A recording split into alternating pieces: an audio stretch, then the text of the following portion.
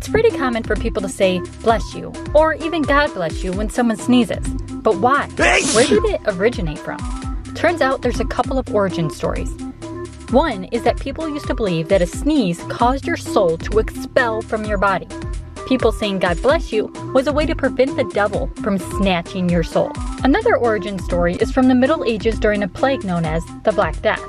This disease included sneezing and was deadly, so it was common for people to say God bless you if you sneezed, since it's likely you wouldn't be living much longer.